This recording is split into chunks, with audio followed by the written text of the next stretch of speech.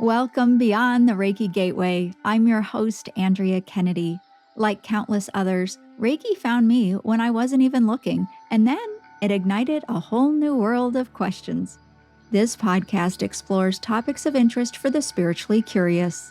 Join me for discussions and special guests on subjects such as past lives, crystal healing, spiritual awakening, ascension, energy healing, and more, all to assist and inspire you along your unique soul's journey. This episode is sponsored by our BTRG insiders who receive special exclusive benefits each and every month. You can find out more later in this episode. Thank you, insiders. And now, on with the show. Hello and welcome. It's Beyond the Reiki Gateway, and I'm Andrea, your host. I'm thrilled to introduce you today to Theresa Reed. She's a renowned tarot expert who's also known as the Tarot Lady. She is an accomplished author with over 40 years of experience and brings a practical and down-to-earth approach to helping people gain clarity and insight through the cards. In addition to her books, she offers courses and resources to help others master tarot and astrology, empowering them to trust their intuition and navigate with confidence. Oh, Theresa, I'm so happy that I found you and you said yes to being here with us on the show. Welcome. Thank you so much, Andrea. I love talking about tarot and astrology, and I'm grateful that you invited me to come and talk with you today. Yeah, I'm really excited. And for all the listeners out there, you might be aware we have never had a tarot expert. We've never had a show about tarot before. And part of the reason was I didn't know who to invite. And so I decided I'm going to go and I'm going to find somebody who knows their stuff about tarot. And then I found you, and here we are. And so, with that being said, you've got all of these decades of experience, Theresa, and I'm just really curious. You know, I don't know of anyone else with so many decades of experience like this. I mean, this is really, to me, rare. You must have gotten started really young. And can you explain a little bit about that? How did you get into this and stick with it all of these years? Well, I have to say it was kind of accidental, but of course, are there really any accidents? I was always different as a child. I grew up in a very psychic household. My mother was very intuitive. It was also a household with a lot of superstitions. So I think the prime or the pump was primed for me to get into something that would be very mystical.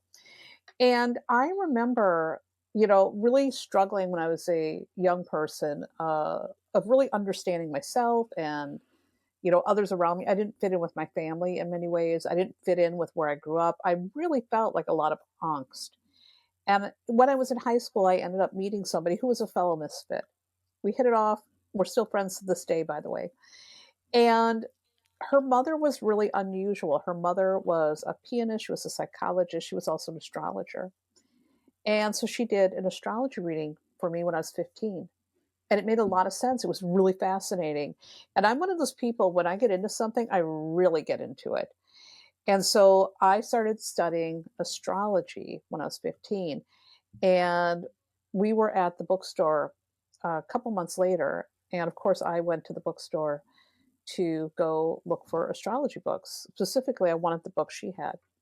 And so my parents took us to the mall. The mall was a big ordeal because you had to drive there and it was a pain to get there. And I grew up in a rural area, so it didn't happen very often. And so I went to the bookstore to go look for astrology books, and I saw a tarot deck. And I thought, I've seen that in the movies. That I'm taking this home. So I took it home on a complete whim. And by the way, they did not have that astrology book in stock. Took the deck home, and I remember coming home, unwrapping it, and just being fascinated with the images. And I started studying from that day forward and getting results. And I have to say, I've never been without a tarot deck ever since. And that was 45 years ago. So I, of course, had no inclination it would turn into a career at that time, but it was just fascinating. And so that's how I got started, really just kind of being in the position of meeting the right person and then stumbling on the deck and being nosy enough to take it home. That's really fascinating. I love the fact that the astrology book you went for wasn't even there. I think that is really, pivotal. Did you have an idea of what you might wanna do as a career? Oh, yes. I had 2 things that I wanted to do. I was either gonna be an artist, or the other thing that I was interested in was being a makeup artist. Those were the 2 things Oh, I was obsessed with also. And I still love makeup to this day. I love lipstick. And I do like fiddling around with art, so I like to draw, I like to fiddle with, watercolors and things of that nature. So, I knew I was gonna do something artsy. I knew I was going to do something different. well, and wouldn't you say too that reading the cards is an art in and of itself? Yeah, I wanna ask you the basics though about tarot because, I mean, when I grew up, we lived in a pretty strict household, your family being intuitive and that kind of thing, not I think we were, but maybe more in the closet about it, we kept that stuff to ourselves, but we we had kind of a strict upbringing when it came to things like this, and so I guess my question for you is the basics because I kind of skipped that. I didn't um, have an impression of tarot that was maybe very positive, to be honest. And probably a lot of our listeners might be able to relate to that. But I always kind of thought it was dark or something like that, as a kid. And then I never really had an opportunity, I guess, to change my opinion. But I'm open to it. I've been open to it for a long time, but again, just not sure who to, listen to or how to educate myself. So, can you kind of give us the basics about tarot? Sure, and before I do that, I also wanna say I grew up in a very religious household. We were super Catholic. Um, you know, Parents never missed a day at church. They were really, really into it. But it was interesting because they took no because my mother partly she was psychic and saw all these things, we grew up with that being pretty normal and grandma always prayed to the saints for this or that. So that's very mystical. Catholic religion is very, very mystical. And the thing is with the tarot and stuff, they were busy. They had a bunch of kids. They didn't pay attention to what I was doing. They didn't care. So there was never any stigma around it. There was never any of that. It was just I was simply allowed. They didn't care. I was busy. I wasn't bothering them. I was not in their hair. I was staring at a tarot deck and reading all these books. So it never became an issue. And I never heard of tarot, by the way, being a dark thing until I actually started working as a professional. That was the first time I ever encountered it.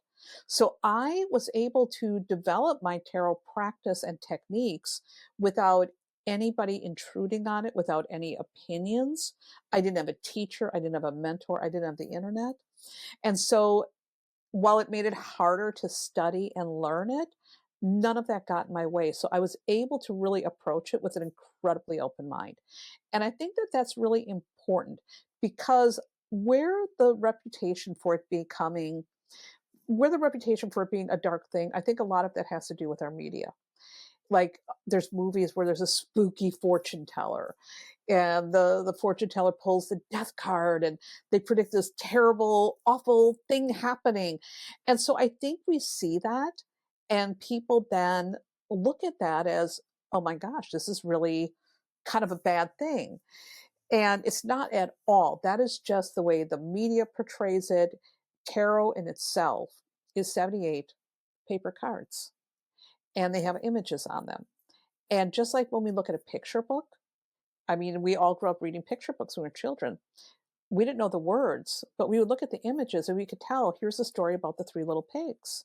And we could see what those pigs were doing and how they were interacting with the wolf and the fear, and then the one with the brick house.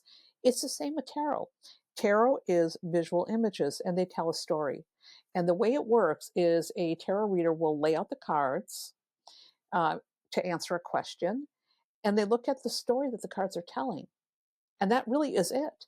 You are simply looking at what are they telling about this question? What are they telling about this person or this situation?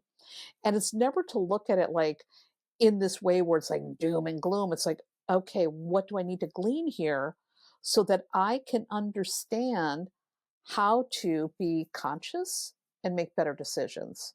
And one of the ways I like to say how tarot and astrology and any kind of divination for that matter, how it works in the hands of a responsible reader, it's very much like when you're driving down a road and you see a car coming towards you and they flash their lights on.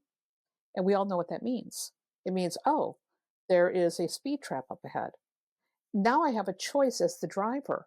I can slow down and I can maybe avoid making a decision that's going to get me a ticket. Or I can ignore that, speed on through. And then if I get a ticket, well, I should have paid attention. So that's kind of a very wordy way of saying that tarot in itself, there's nothing negative or evil about it. It's a tool for consciousness and decision making. And divination, oftentimes, when it's used properly, can help you make better decisions. Listen, when I started reading those cards, of course, the first thing I wanted to know was about boys and stuff like that. Nonsense. But the more I started working with it, I really started to see that, wow, now if I pay attention to this situation I'm seeing here in the cards, I'm way more aware. And the more aware you are, the less likely you're sleepwalking through life because life doesn't happen to you. Life is a series of choices that you make. And sometimes there are things that do happen, but how you react, how you show up, the choices you make from that, that determines your fate. So I'm a believer that the cards really do help you be more awake at the wheel. Yeah, I'm curious, how old are the tarot cards? And I guess maybe I need to put this out there too before I just answer or just ask that one question. Are there different decks, or is every tarot deck the same? It seems like they're different, but can you explain that? Well, playing cards, first of all, were around long before tarot cards became a thing. And the tarot cards were first invented in Italy around they say around the 1400s. That's when they found the earliest decks. And back then, this was before the printing presses. And so people who were wealthy, nobility, would hire artists to paint these decks. And the decks would be similar to playing cards, except they added in 22 other cards. And those cards were called trumps or triumphs back in the day. And so only the wealthy could afford them. So they were actually really hard to get. They were really rare. And they were not used for divination at all. They were actually used for playing cards because playing cards, again, came before tarot. And so there was a game called tarot that they originated.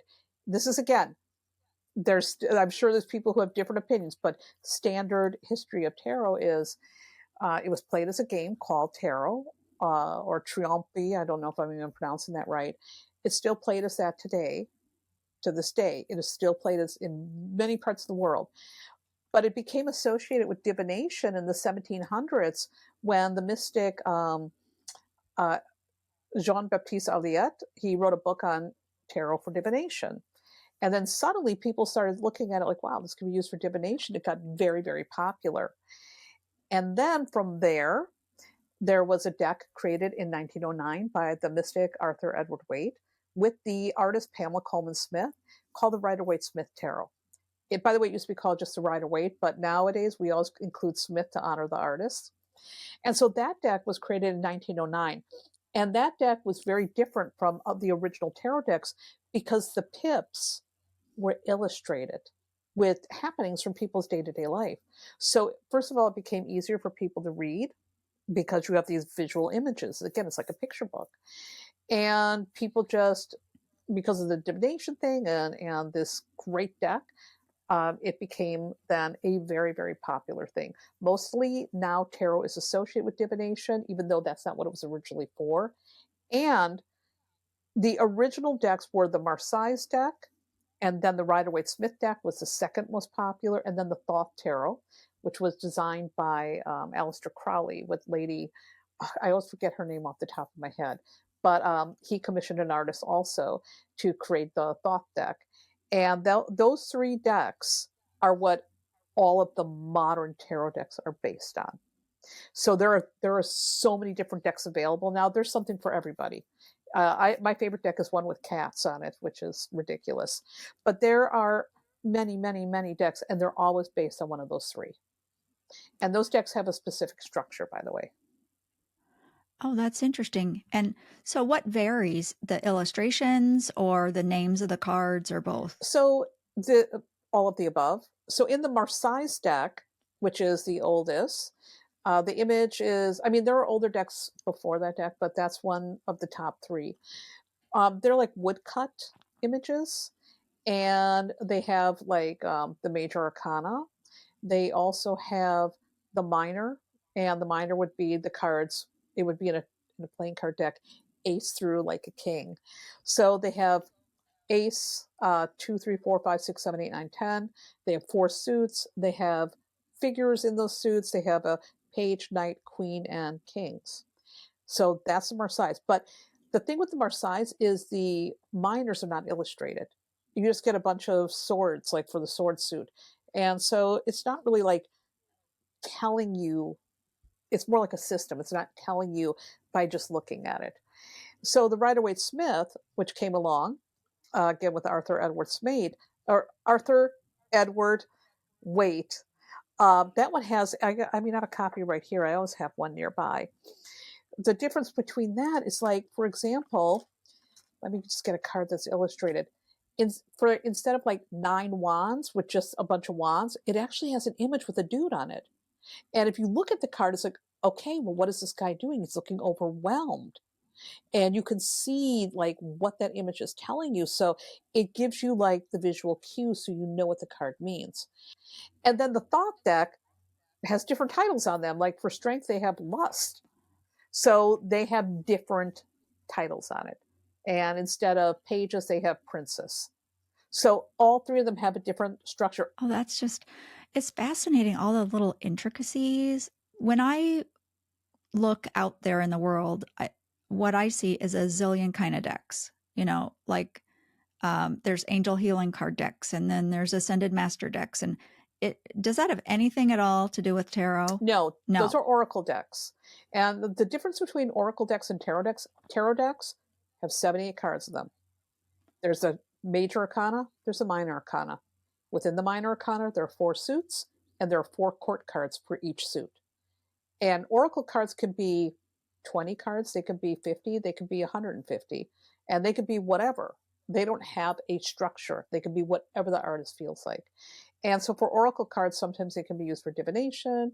A lot of folks like to pull them for guidance. So those could be whatever. There's no rules, but tarot has a specific structure.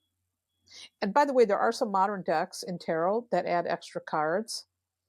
I'm a traditionalist, so I get a little grouchy on that. It's like, you don't need these extra cards. We already have everything you need in 78 cards. Why are you messing this up? Just my opinion. Right. I know. It's like everybody's got to kind of put their spin on things sometimes. I want to ask you too about how does intuition, or the reader, the person reading the cards, what's the balance there? Or I mean, they have pictures, there is a meaning to the card, but I'm going to guess that if you laid the cards out in a certain way for one person, I mean, that's going to happen with other people. They're not exactly the same people. They're not, their lives are different and all of that. So if you can only do somebody's life with 78 cards, what else is there in the reading? How does it all come together? Intuition plays a huge role in it. I mean, there are systems that people use for reading. Like one of the systems is elemental dignities, where they look at the elements of the cards and how that goes together. There's people who do card counting, which is something that's, I mean, I don't like systems. I'm an intuitive reader. And while I respect those systems, and if it works for you, great. But the way intuition, in my opinion, makes it so special is those cards actually can have many different meanings.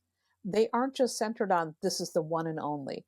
And so, how an intuitive reader works is, let's say you sit down for a reading, and let's say Linda Carter, Wonder Woman, sits down for a reading, and we'll say, uh, let's say President Obama sits down. So we have three different people sitting down, and you ask the same question, you get the same cards. That doesn't mean you're going to have the same outcome. An intuitive reader is going to feel out, what does this mean for Andrea? What does this mean for Linda Carter? What does this mean for Barack Obama? And they're going to put it together differently. You will not get the same reading because you are different people. You have different life experiences. An intuitive reader is going to be able to pick up on that. And so for me, again, growing up in a household where intuition was really honored, it was very natural for me to read that way. And oftentimes when I'm laying out cards, even though there's traditional meanings, what I feel will always trump the traditional meaning. So if I lay out cards, like for example, there's a card called the Five of Swords. And the Five of Swords is about deception. And I remember laying out those cards for somebody once, and I just got a feeling, and I'm like, is your company going through a hostile takeover? And they're like, oh my God, yes. Like, how do we pull that out? We can't explain that. The cards are like a catalyst for your intuition. And so an intuitive reader really does have the ability to let the intuition decide what those cards mean. And again, we are different people. You and I are different people. If we had the same cards, we're still going to get a different reading. My question is who's speaking through the cards? And so it's intuition of the reader. Can there be other sources of the guidance that comes through? I know that there are people who use them for mediumship. There are people who speak directly with their angels or their guides, the muse, whatever you want to call it, inner guidance. It functions differently for everybody. For me, it is more about what am I feeling right now as I'm looking at those cards and sitting across the table from this person. What am I feeling? What's going on here? And what about what came first? Do you think you're psychic and the cards are a tool for you? Or do you think you're really good at cards and it's they come first? For me, it's always been the intuition. I've always been very intuitive. Again, grew up in a household with it. And, Right. I would have dreams that have meanings. I would get a sign, I'd get a funny feeling. So that was always something, that has been very natural for me. I've been connected to it. I was never talked out of it. A lot of people, what happens when kids have these funny feelings? This is what we do. I don't want to hug, Uncle Jim. You better go do it. Instead of honoring that child's feeling like maybe this guy's not friendly. And we need to really make sure that when it comes to kids that we don't get them to like lose that ability to connect with those feelings. So I was very fortunate. I never had anybody telling me again, "Oh, you're being weird." It was just like, "Oh, you had a dream? Well, what do you think it means?" What does that funny feeling mean? So that was actually very helpful for me. And it's really fascinating. I have three siblings, and my siblings claim not to have any intuition at all. And my younger brother is actually very, very intuitive, but he dismisses it. So for some reason, those three have a completely different thing. It's like they just dismiss it. They don't really go with it. And I find that really intriguing. So for me, I think the intuition comes first. However, if you feel like you are not connected to your intuition, tarot is the absolute perfect tool to get more in touch with it. A lot of folks, when they start really working with the cards, what they find is that they start trusting their intuition more. And when you trust it, it works better. One of the things I like to say is intuition is a muscle and it must be exercised regularly in order for it to get stronger. And so tarot cards are like bicep curls for your intuition. Hmm. Can you give us an example of how we might do that if we want to strengthen our intuition? Absolutely. One of the easiest things to do, which first of all is a good way to learn tarot, but also to strengthen your intuition, is pull a daily card. Pull a card in the morning. Just jot down whatever you feel. Don't stop to think about it. Don't even look in the book. Whatever you feel. And then at the end of the day, come back and reflect. How did that card show up? Did it not show up? Did it show up in a way that you were surprised about? When you reflect on your day, what do you see in your day that you might be able to say, oh, that's very much like the Three of Pentacles. So that's really a very simple way to strengthen, first of all, your tarot knowledge, but also to really start again, paying attention. Because what is intuition all about? Paying attention. Oftentimes I'm one of these people, I'm like, that's a sign. And, sometimes people will be like, oh my God, you're being superstitious. I'm like, no, that's a sign. And I'm going to go with that. One of the things that I get, and this will sound completely ridiculous, is what I call musical oracles. And a musical oracle happens when I'll just be sitting around thinking about something, and all of a sudden a song pops in my head, like a line from a song. And I'm like, okay, I'm going to pay attention because I'm getting a musical oracle. And I will tell you, it is so weird how that ends up then becoming, I don't want to say a prophecy, but something that unfolds. And I'm like, that's that, that's that song. I love it. I love it. Now, I wanna go in one direction, but not before I circle back to something, because you mentioned children, Yes, and didn't you develop a tarot deck for children? I did. And first of all, I grew up, my two children grew up around tarot cards and astrology.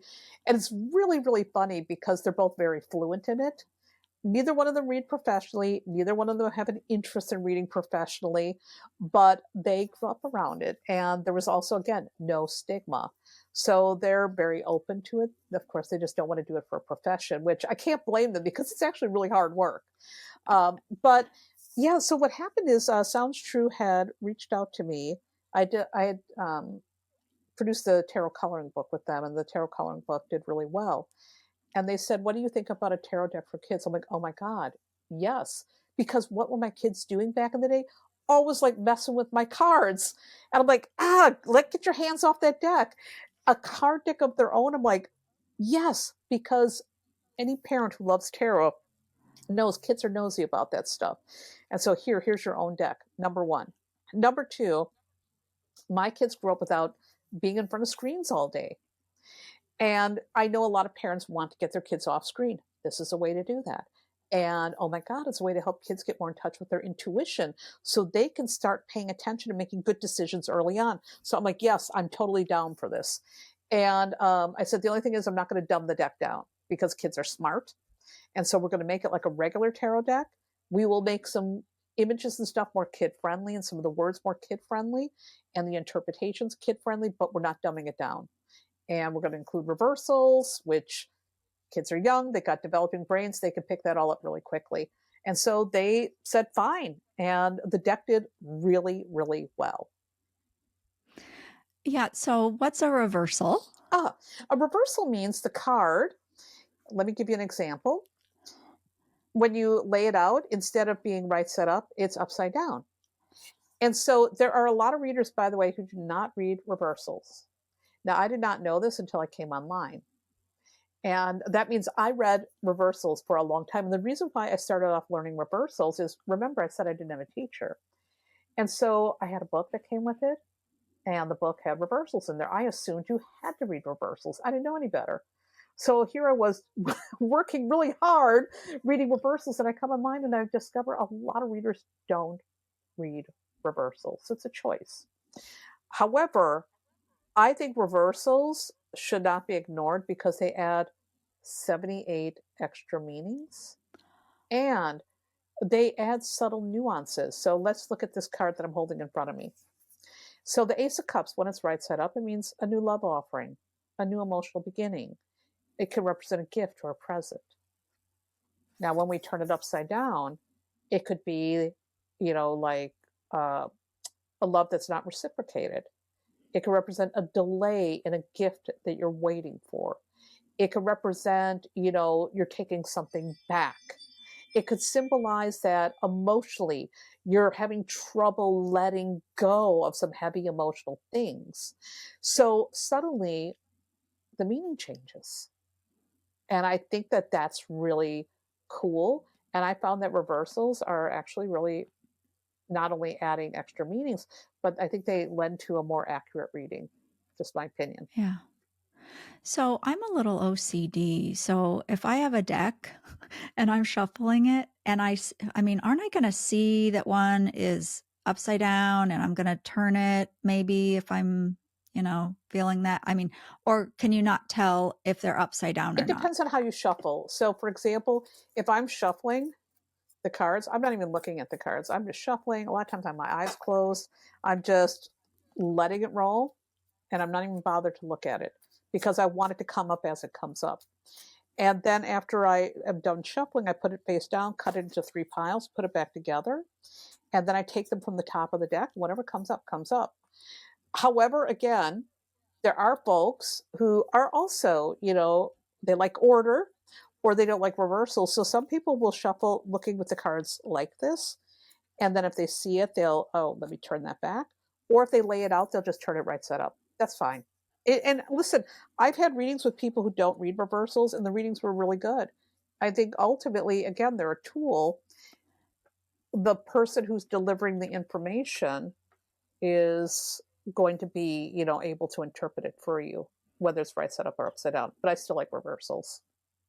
It's neat how you point out that if they don't do it, it's not the end of the world or anything. I mean, my thinking is it'll work out, Yes. one way or another because the intention, is known, that this is the way they operate. So, allowances will be made, I think. But Right. Well, I mean, I've all the most important people in my life are musicians.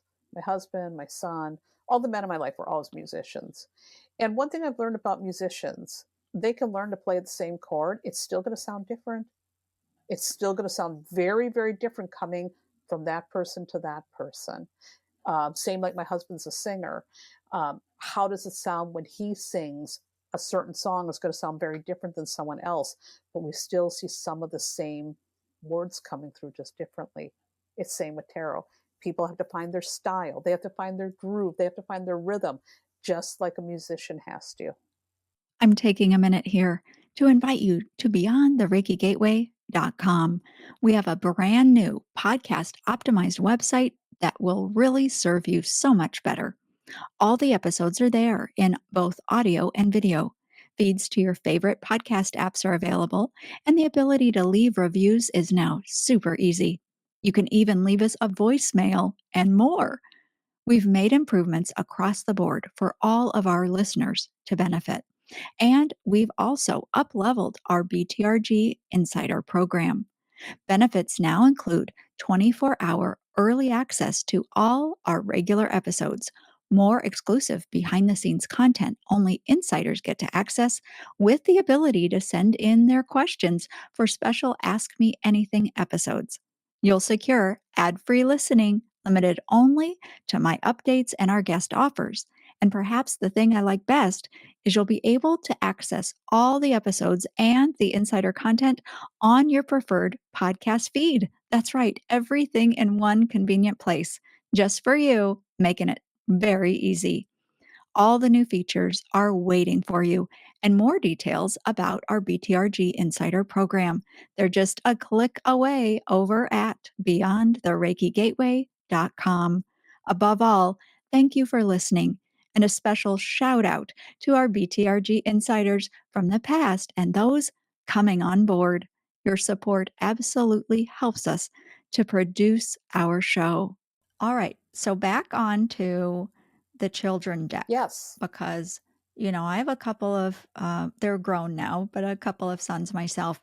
I would imagine that it would take some investment from the parents to really guide them because can't they really get off into the weeds? Because what if they want to ask about future things and prophetic things, and I don't know, couldn't that be a little, I don't want to use the word dangerous, but maybe not helpful for children? Are there certain things that you wouldn't want them to do? I think as a parent, I mean, I have 2 grown children, and my children, I gave them a lot of room to breathe and to think for themselves and to develop critical thinking skills, which I think is really, really, really important. And you don't develop that if you sit and are told how to think. So I'm not a believer in that. I'm a believer in guiding, but not saying this is how it's got to be. So when you are with a child and they're asking about things in the future, you can give guidance to say, okay, well, what do you see here? What are you seeing in this card? And if the child says, well, I see an unhappy ending, let's just use that. Okay, well, how can we make that story better? What can you do to make the story better? And then you can open up a dialogue. The wonderful thing with tarot and parents, it opens up a dialogue. Another thing, too, that you can do, let's say your child is going through something. They can pick a tarot card, and I'm going to just pick one to illustrate how they're feeling. How are you feeling right now? Let's say a child is feeling really sad. They can find a card. I'm just going to pick it. I'll pick the Nine of Swords. Okay, well, why are you picking that card? Because I feel worried. I'm not sleeping. Why aren't you sleeping? What's going on? Now we've opened up a dialogue and we're talking and we're solving problems together. So I think the best way for a parent to approach it with their children is to use it like that to get kids to talk. And you can do things like divination with them, but always with divination, it's never cut and dried. It's like, okay, well, you're seeing that future. How are you going to make that happen? What are you going to do to make sure that, this works out? And I got to tell you, in all the years that I've ever worked with children, they usually ask about school. I mean, really, I Mhm. was just hanging out with my niece. She's 8. She's adorable over the holidays. And she's like, give me a reading. I said, okay, how is school going to go this year? And so we laid out the cards and talked about it. Will I have new friends? Laid out the cards, taught, and again, it's just about opening up a conversation. And she just loved it. She loves the images. She can see what they're saying, and she's learning. She's also learning how to read now, which is adorable. And that's it. You just gotta sit down. If the child sees something that frightens them and says, "I'm really scared. This reading was scary," then the best thing for a parent to say, "Well, why do you feel that? What is it about that card that looks scary? Tell me about it." I think one of the things that parents don't do enough is listen. They don't. And we tell. We tell instead of listen. And if you just use this as a way to listen to your child's fears, their anxieties, what's going on in their lives, I got to tell you, the tarot could be an amazing tool for, again, helping them with their intuition, but also helping them to talk with you about things. That was wonderful, by the way, because just opening up that conversation, I mean, that's amazing. I It's so important. We don't talk yeah, I to we talk to our kids, not with our children. right, right, right. Yeah, um, but it's something I just never even really thought of, you know? And also, you mentioned, the coloring book that you made, and I just thought when I first saw that, um, out there, when I first saw that, I was like, "Well, that's kind of odd," you know? It's like, "Why would you just color in the card?" You know? And then I read more and discovered that as you engage and as you color and well, I mean, on so many levels, this makes so much sense that you're going to go into that other part of your brain. You're going to get more into a meditative state. You're going to notice more things about the cards. And also, you're going to connect to the card in a very different way than just looking at a printed card with all the colors on it. And it was then I thought, oh, this is genius, you know? So I just love how we can look at something, on the surface and we could just be like, eh. But then if we will just look deeper, it opens up a whole nother world and a whole set of new understandings, new things to explore. And it becomes something so much better. And yeah, and I think what got me on that kick was the children, because it's like, "Oh, yeah, how was your day at school?" "Oh, it's good." And then they go off, do a screen or whatever, and that's it. But if you'll stick with it, and start coloring in the lines, so to speak, with them, you can take a conversation to a whole 'nother place. And so, um and it's more than a coloring book. You've got a lot of other things in there, but just really cool. I mean, in this half hour or whatever, I have a whole different set of ideas around tarot. So thank you already for that. And I just have to bring up these current times, Theresa, because woo, um, what's changed um, over all the time that you've been engaged with tarot? Um, I can't even imagine the depth of your knowledge, your expertise, and experience. What do you find, if anything, unique about these times that we're in right now? Well, history, first of all, Mark Twain says, doesn't repeat, it rhymes. And I really agree with that. One of the things that I found is a lot of people will come to a tarot reader or astrologer because they want a guarantee. They want to guarantee that they're going to meet a man. They want to guarantee that the job is going to be theirs. They want to guarantee that the world is going to be okay, that it's going to be safe. And it's not really like that. It's never been like that. And I remember, I'm going to use an example. When 9/11 happened, it was a very frightening event. And I had people calling me. My phone rang off the hook. Everybody canceled their appointments that week. Many people were afraid the world was going to end. And I spent a lot of time talking to people about no, this is a terrible event, but terrible events have always happened in the world. Everyone says we're living in unprecedented times right now, and that's not true. We have lived through the Crusades, the bubonic plague. We have lived through terrible things that humans have done to each other, slavery. I mean, there's so many horrible things that have always happened in the world. And so I look at the stuff that's happening now and I'm like, but this has always been happening. And so my goal as a reader is I'm going to help you get through it. And so a good reader isn't going to give you a guarantee. They're going to help you to navigate the challenging times. And the challenging times are different, but they're still the same. It has always been challenging to be here, having this human experience because humans are humans. And, we don't always have the answers for why people do what they do, but we can certainly use tarot, astrology, or whatever you use to navigate. And to me, that's what it's all about. So when I look at the times that we're in, I have to always remind people that we've been here before in a different way and we will get through it. So let's figure out how to do that.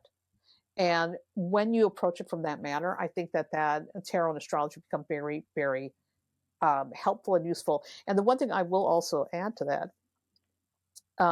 back in the day when I used to read for the public, I don't anymore. Every time there was an election, the losing side would come into the office. They thought their life was over. Didn't matter who won, who lost. The losing side always, I would get so busy after an election because the losing side wanted to come in with, again, looking for the guarantee that their life wasn't going to be over. 9/11, like I said, I spent all that time getting people through that situation. I remember Y2K. I was so busy. I made so much money during Y2K, and I was giving everyone pretty much the same reading. It's going to be the big so what? No, an airplane's not going to fall from the sky. Cards don't show it. Stars don't show it. I don't see it. So that's a lot what the work is about. It's about reassuring. It's about helping people navigate things. And the times we're living in right now, are they challenging? You bet. You bet. Are they unprecedented? In some ways, yes, but we've been in a very messy world. I've been reading this book called A People's History of the United States by Howard Zinn. I think everyone should read that. When you read that and you look at what's going on now, it's like, oh yeah, it's always been, a mess. But humans still figured out we come together, we work together, we can find our way. And I'm not being a Pollyanna, I'm being a realist. And so, in these troubled times that we're living in this time where there's so much strife in the world, we do have to remember our history. And then we have to come together and look for ways to help and to heal and to heal ourselves. And again, tarot can really, really be helpful for it. I've written actually two books on that topic. One is called Tarot for Troubled Times, and I wrote that with Shaheen Miro. After the 2016 election, we had all these people coming to us and flipping out, and we're like, "Yeah, this is kind of scary." And so we actually had a class on it, showing people here's how you navigate all this stuff. Here's how to be an activist. Tarot can show you that in a way that's going to be right for you. And then I wrote this last book, The Cards You're Dealt, How to Deal When Life Gets Real, because twofold. There's a lot of, again, messy things. People are dealing with heavy things. People don't just come to a tarot reader to find out about a dude. They want to know, oh my God, how do I get through this grief? My partner died. What can I do? And so I wanted a book on that because no readers ever teach you how to deliver compassionate readings for people who are going through this heavy stuff, which is something, and this is a very roundabout way of saying every one of us is going to be touched by heavy stuff at some point in our life. Every one of us is going to experience a loss or grief. We are all on this planet together at this time, at this moment, experiencing a lot of things that feel very uncertain. But it's always been that way. It's always been part of the human experience. And so, if we really want to show up, we do have to be aware, and tarot is just one way of getting there. I really love how you put that in a book for people and help them, support them in that way. But also, I would have to imagine so many tarot readers would flock to that book, or I would hope that they would flock to the book because you mentioned about how to deliver a compassionate reading and things like that.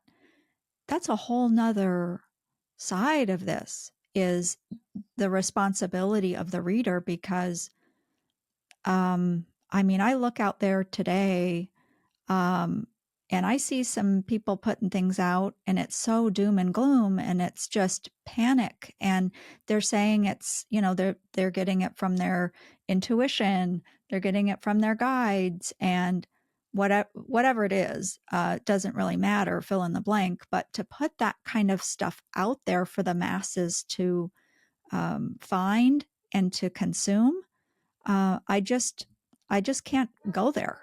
I can't appreciate that at all. No, and I'm going to tell you something about that. I have so much I could say about that. But first of all, the readers and astrologers who make the most money are the ones who do fear based readings, fear mongering, or the ones who tell you that guy from the past is going to come back. They will always make the most money because they are keeping you locked in fear or impractical hope for something that probably isn't going to happen. And these people do a great disservice. They cause a lot of harm. They they make people unwell. That's not what this work is about. They have the wrong idea, but they make a lot of money because fear does sell. False hope does sell.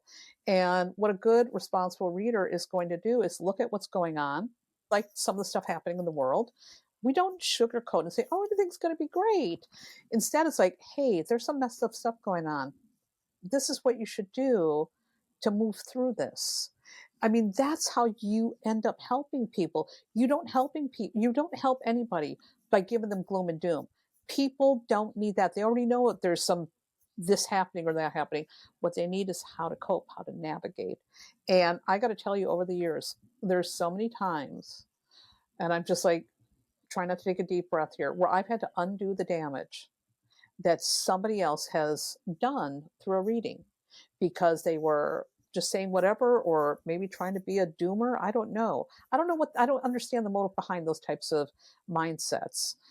Maybe they feel powerful delivering a scary reading. It doesn't help. It doesn't help people. If you see something that looks troubling, it is your job to be honest, but not in a way that's going to cause harm. You have to work with the reader so they walk out saying, okay, now I know what to do. I had somebody recently that wrote to me. They were incredibly upset. They ended up having a panic attack because some reader predicted some doom and gloom stuff, and this person had the first panic attack in their life. Think about that for a second. I was furious, and I had to say, don't listen to that. Do not listen to that. I know fear is sexy because of that. I mean, think about it. Why do we like horror movies? Why do we like being on roller coasters? Because there's something thrilling about that. But if we are living in a state of panic, we are not showing up at the wheel, driving and operating properly. Think about if you and I were in a car right now and we were freaking out and trying to drive through a storm. Listen, that's not going to be a good experience. But let's say it's a storm, but we're calm and we're like, well, I know the way how to get to our direction. And I also know if it gets too stormy, I can pull over to this rest stop and wait for a minute. What a different experience you're having. We're still in that storm, but if we're going through the storm with the driver at the wheel who's tripping out with white knuckles versus one who's like, hold on, Andrea, I got this. We're going to go to that rest stop for a little bit. We're going to let this blow over. And while we're doing that, let's sit back and have a glass of wine. Well, maybe not. We don't want to drive with wine. You know what I mean? It's again, your Yeah. approach is everything. It's the same too, like one of the things I wrote about in The Cards You're Dealt, again, conversation always comes back to that. Children, for example, experience grief. They experience grief. We don't allow kids to feel that. They stuff it and then they're feeling it, but they're not allowed to express it. Tarot's a wonderful way. How are you feeling right now about, the loss of your rabbit? We can pull cards. We can talk about it. We can now come up with solutions so the child can process those feelings and find a healthy way to deal with their grief. So I think a lot of this depends on the reader. And again, I get very, very upset when a reader does that. And by the way, when I see a fear-based reader online, I don't follow them. I don't listen to them. Even if it's someone, I don't care how famous they are. I don't care how respected they are. I don't like that energy. Don't put fear out there without a solution. That's really Wow. irresponsible. Yeah.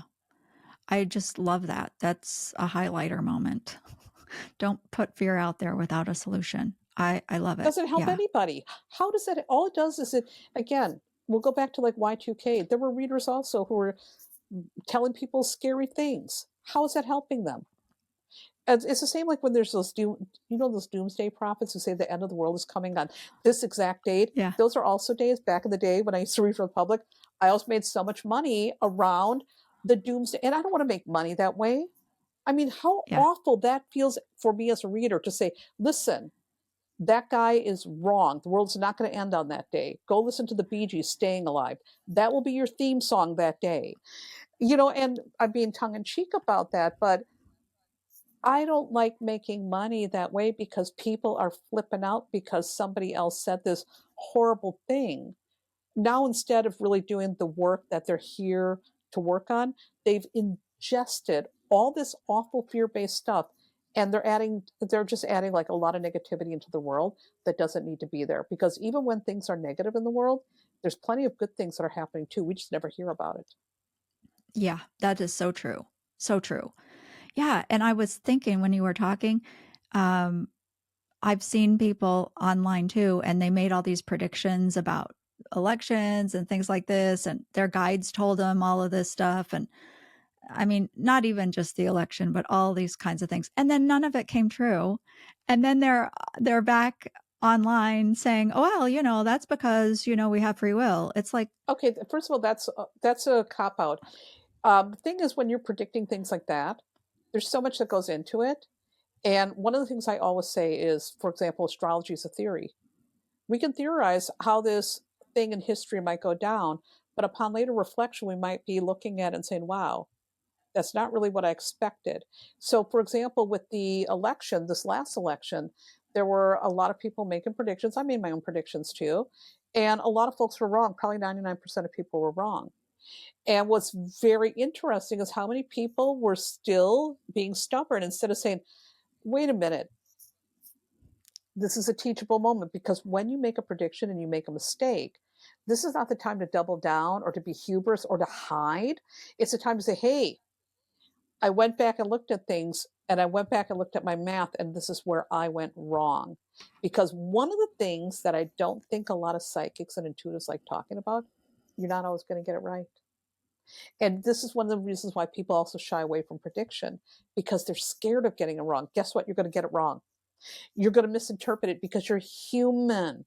You do the best you can. And then if something doesn't work out, you need to show up and say, this is why it didn't work out, and go back and look at the math. Also, you got to remember, that's again a world event thing. When you're reading also for humans one-on-one, you're going to miss the mark sometimes. Nobody's 100% accurate. We're human. And also, there's many reasons why a reading can go wrong when you're reading for a person, not world events. The person might be closed. You may not be compatible with that person. That person may only see negative, or only want to see the positive. This person may be fixated on an outcome. There's so many reasons why something can be misinterpreted. And you got to give yourself some grace for that. It's rare that you're going to be 100% wrong for somebody. It can happen. And it's rare that you're 100% right all the time. And one of my favorite stories that I love telling about human misinterpretation, the free will thing, because free will also does play a role too. Um, many, many years ago, I got a reading. And at the time, I was dating someone who wasn't being honest with me. And so I wanted to see the outcome of this reading, of this situation. And the only thing I remember, and I tell the story all the time, is the last card. It was the Three of Wands. And there was another person involved. And the reader says, "Oh, he's going to pick you." And at the end, she's going to be on the outside looking in. I said, "Really?" Hmm. So I left and I went home and I dumped him immediately because I'm very straightforward when it comes to relationships. And I'm like, "Oh, no, no, no, no. I'm not going to be sitting around being a pick me." So I dumped him. And that was it. And they ended up getting married. They had kids. And I'm like, "Oh." And then they got divorced and him and I became friends again. And we're still good friends to this day. I'd never want to be with him again, but we're friends. And what was so funny is many, many years after that reading, him and I were having lunch together. And this was after they had split up. And we're having lunch, we're having pizza. And all of a sudden, here she comes and she stands on the outside of the restaurant looking in. All I could think about was that reading. I'm like, that reading did actually come true. But look at how that actually worked out. And this is the thing with astrology and tarot, too, and divination for that matter.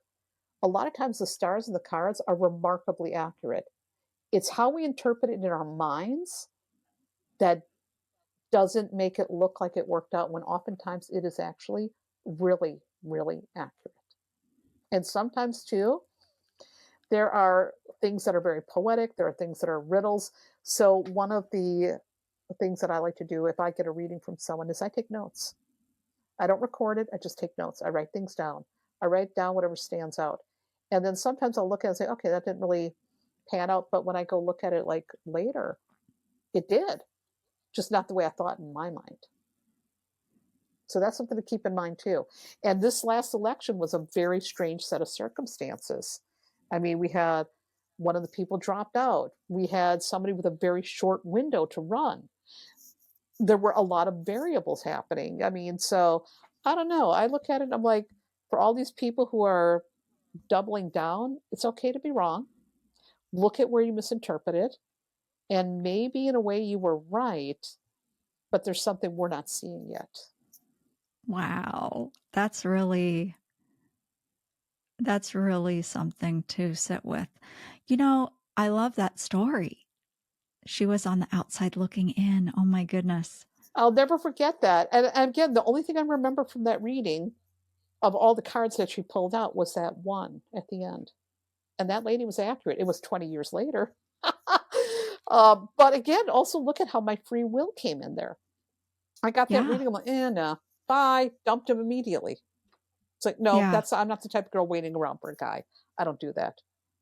That story is so rich with wisdom too, because like you just said, you didn't just go from the reading and be like, oh, okay, this is how it's going to be. You made decisions and, that better served you. And I think too, sometimes people get, and I guess you're the one to really speak on this, but they can get sort of Complacent? complacent, or I'm even going to use the word like addicted to just having sessions, having readings, having all of that, and going from one reading to the next, like, They want that guarantee. And one of mm-hmm. the problems that happens is, and this is something I say, tarot's not passive, neither is astrology. It's like a map. You still have to live your life. Life doesn't just happen to you. And there are people who have this misconception that a person lays out the cards and is going to show the future unfolding, and now you sit back, eat the popcorn, and wait for it to happen. No, you still have to show up and do your part. It doesn't work like that. I mean, think about. I'll never forget. I've had this happen on numerous occasions where they get a reading about love. Oh, it looks like you're going to meet somebody. Yay! And then you see them. Did you meet someone? No. Well, what did you do? Well, I was waiting for someone to just wait. They were like waiting. And I'm like, if you see opportunity, you're supposed to go out there and go for that opportunity. Or, and again, because cards are so weird sometimes, did you meet someone? No, I didn't. Did you go on any dates? Oh, yeah, I went on a lot of dates. So you met a lot of people. Yeah, but I didn't meet anybody. But Mm, so it's really, really interesting. People again can misinterpret in their minds, the reader can misinterpret, but there are some people who want the future laid out and then they sit there and they don't do anything. They're waiting for life to happen to them. No, life happens for you. And you ultimately are still in the driver's seat. And you can't just be sitting around passively. If I sat around waiting passively for things, my life would look very, very different. That's not how I use cards, and that's not how I use astrology. Here's another example, too. I had an astrology reading. This was a while back. And at the time, Saturn was going through my second house. And the person said, "Oh, you're going to be so broke. You're going to be so broke." That wasn't the first person who said that, by the way. And I said, "That's not how this works. That's not how any of this works." Saturn in the second house, Saturn loves goals. And so I set a goal for myself, a financial goal in my house of money. And I said, "I'm going to pay off my mortgage early," which everybody thought was nuts too. So I set a goal and I created a budget. And I'm like, okay, you've got some time here to work this out. So I got real serious about that budget. I clipped every coupon. I threw every extra money I could into my mortgage. I paid off my mortgage 10 years early because I didn't look at it passively and say, "Oh my God, I'm going to be broke." Now, listen, was I living like I was broke? Yes, I was living on the world's strictest budget. I mean, I was like squeezing every nickel until it hurt, but I paid off my mortgage early. yeah. That's how you work with this stuff. You don't look at it like, "Oh, this is going to happen." It's like, here's a trend, here's a tendency, here's a potential problem. Now let's find a way to work with this. Yes. I just have to be, I guess, enthusiastic and excited because I know that those listening and those watching on YouTube, many of them are going to want to take another step um, to understanding tarot more, but also your approach, this grounded, practical approach, very level headed, you know, um, and hopeful and positive. And I just think it's wonderful. How can they best connect with you, Theresa? Or, obviously your books and things like that. But is there one place that they can go and really dive in? Sure, absolutely. Of course, my website, thetarotlady.com, is the best place to find everything, to connect with me on social media. I mean, all the links to social media are there. I do teach regularly on my Patreon account. And so that's a place that people can check out. It's the Tarot Lady. And if they follow me on social media on like Instagram, that's where I'm most active, and Blue Sky, my handle is the Tarot Lady. And so a lot of times I'll be talking about tarot and doing forecasts for people. And I think, taking classes or just watching how someone works is a way to get to know how this stuff works and how maybe you might be able to read with it. I also recommend people do check out my books. The Tarot Coloring book is a great place to start. And my book, Tarot No Questions Asked, is a manual that's going to guide you from A to Z on everything you need to know about reading tarot.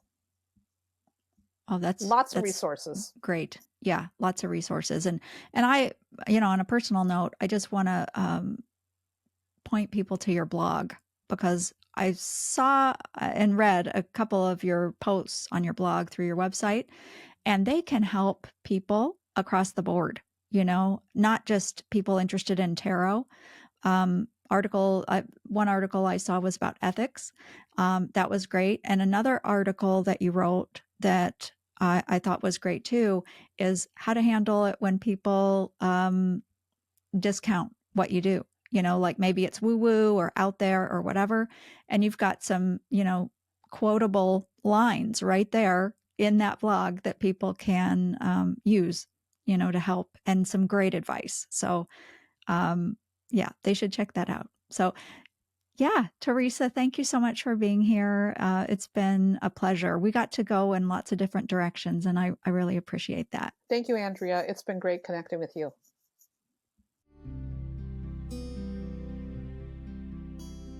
Thank you for listening, and you can check the show notes or visit the website beyondthereikigateway.com to find out more about the podcast and connect with me.